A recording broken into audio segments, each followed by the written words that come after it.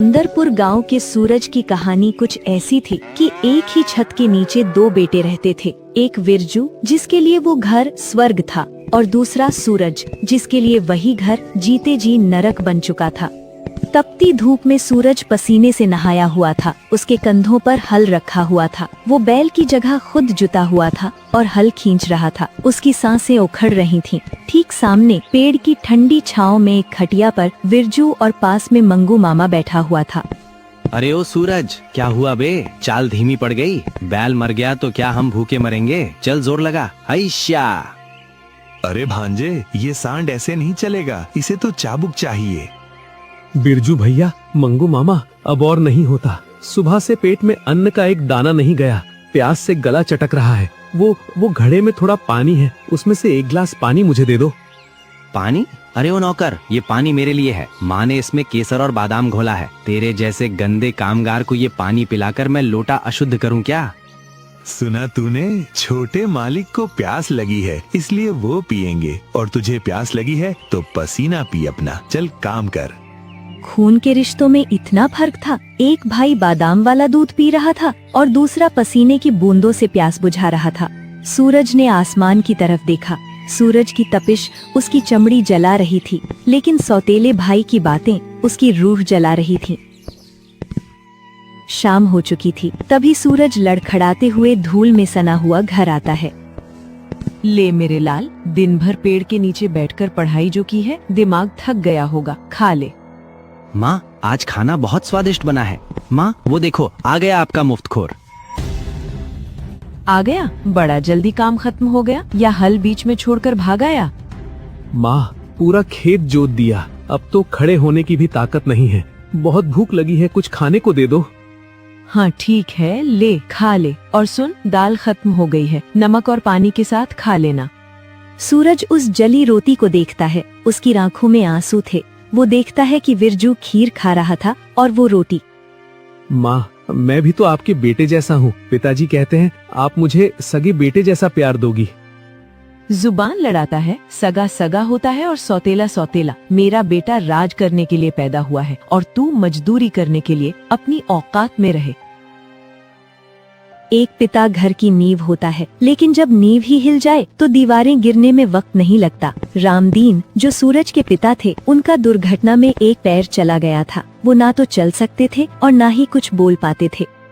पिताजी, आपने तो कहा था कि माँ मुझे अपने बेटे जैसा रखेंगी। दिन भर खेत में आप सभी को पालने के लिए मेहनत करता हूँ, लेकिन हमें तो फिर भी यहाँ सही से 2 वक्त का खाना भी नसीब नहीं हो रहा है। वो हमें अपना बेटा समझती ही नहीं है।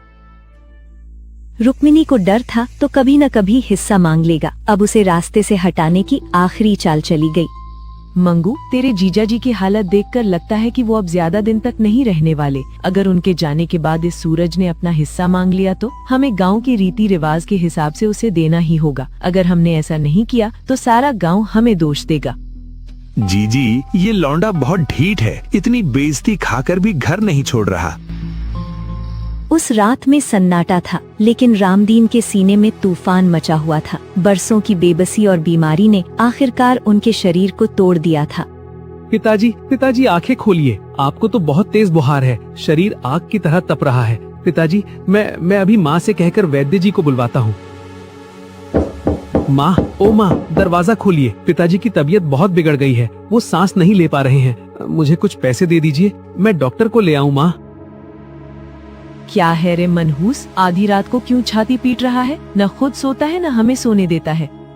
माँ, मैं आपके पैर पड़ता हूँ। पिताजी बचेंगे नहीं, उन्हें तुरंत इलाज की जरूरत है। मुझे थोड़े पैसे दे दीजिए, पिताजी को बहुत तेज बुखार है। अरे क्या नाटक है माँ इसका, क्यों बेजा चाट रहा है? सुन रे सूरज, तिजोरी की चाबी क्या तेरे बाप ने मुझे दी थी? और किस बात का इलाज? हाँ, अरे वो तो वैसे भी खाट पर पड़ा पड़ा सड़ रहा है। वो जिंदा भी है तो मुर्दे के समान ही है, न कमा सकता है न चल सकता है। माँ, ये आप क्या कह रही हैं? वो मेरे पिता हैं, आपके पति हैं, सिंदूर है वो आपका। सिंदूर और सुहाग तब अच्छा लगता है जब वो घर में 4 पैसे लाए। जो आदमी खुद अपनी मैली धोती नहीं बदल सकता, उस पर मैं जमा पूंजी फूंक दूं? जब भाग यहाँ से। अगर उसकी मौत आई है तो उसे कोई नहीं रोक सकता। डॉक्टर बुलाकर पैसे बर्बाद करने का मुझे कोई शौक नहीं है। माँ, मेरी बात तो सुनो। माँ, उस बंद दरवाजे ने सूरज को बता दिया था कि पत्थर की मूरत से दया की भीख मांगना बेकार है। वो वापस अपने पिता के पास आया। उस रात सूरज ने अपनी आँखों के सामने अपने भगवान को तिल तिल कर मरते देखा। उसके पास सिर्फ आंसू थे, न दवा थी, न दुआ काम आ रही थी। अगली सुबह सूरज तो उगा, लेकिन रामदीन की आँखों का सूरज हमेशा के लिए डूब चुका था। वो जा चुके थे।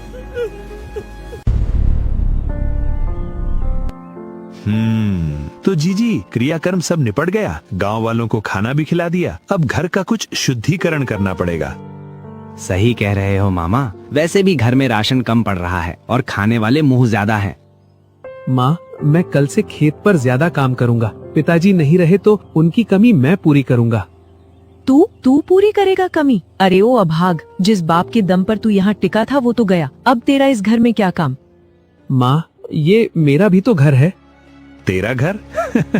अरे विरजू, जरा कागज तो दिखा इसे।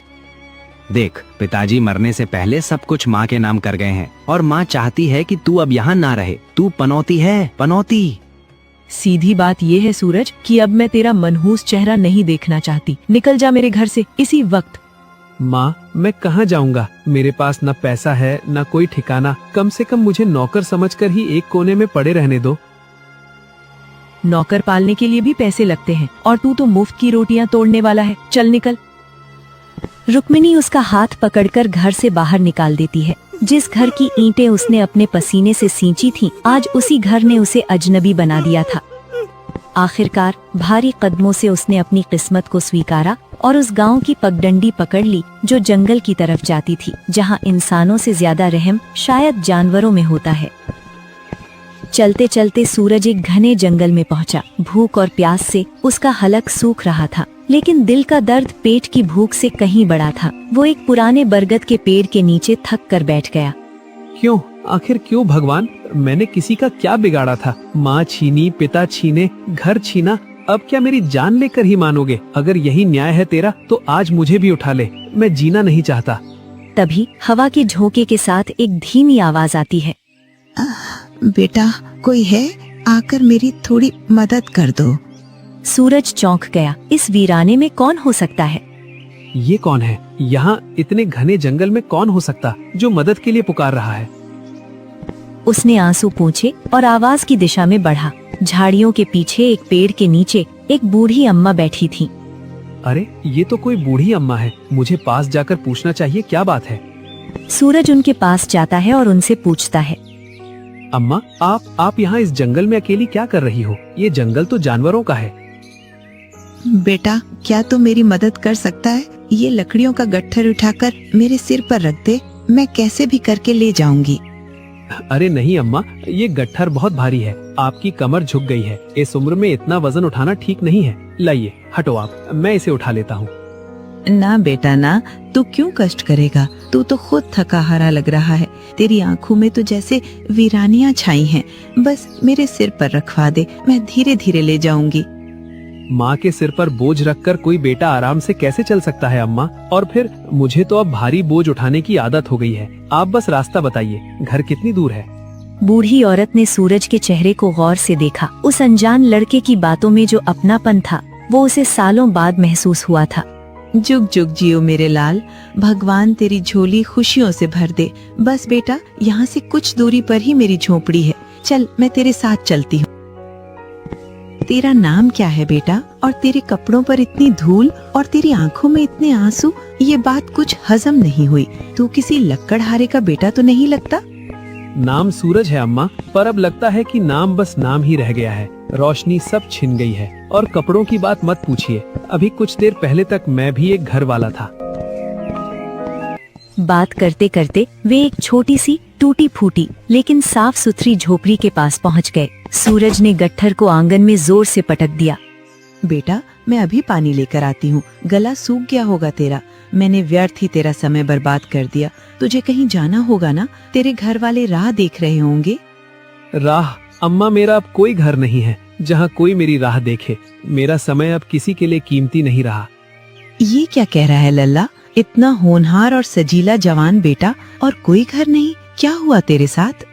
क्या बताऊं अम्मा, बचपन में मेरी सगी माँ मुझे और पिता को छोड़कर चली गई। पिताजी थे तो सब अपना था, उनके जाते ही सब पराया हो गया। जिस घर को मैंने अपने खून पसीने से सींचा, उसी घर से सौतेली माँ ने मुझे निकाल दिया। कहा कि मैं पनौती हूँ, मेरे ही पिता की छत के नीचे मेरे लिए कोई जगह नहीं बची। मैंने बहुत मिन्नतें की अम्मा कि मुझे नौकर बनाकर रख लो, बस एक कोने में